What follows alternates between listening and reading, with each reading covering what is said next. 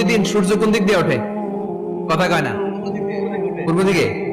কিয়ামতের আগ দিয়ে সূর্য আর পূর্ব দিকে উঠবে না, পশ্চিম দিক থেকে উঠবে। যেদিন প্রভাতে পশ্চিম দিক থেকে সূর্য উঠবে, ওই দিন থেকে তওবার দরজাটারে বন্ধ করে দিবে কে?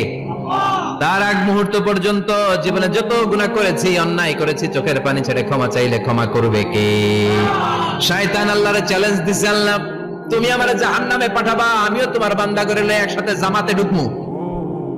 একা ঢুকবো না, একা যাব না, তোমার বান্দাদেরকে সবগুলারে জাহান্নামী বানায়া তারপরে ঢুকমু। তোমার চ্যালেঞ্জ দিলাম, একটারও জান্নাতে ঢুকাইতে পারবা? আল্লাহকে তুই আমার চ্যালেঞ্জ দিলি? আমি তো সব রাজার বড় রাজা, মহারাজা, আমার চ্যালেঞ্জ দেশ, এত সাহস পাইলি কই?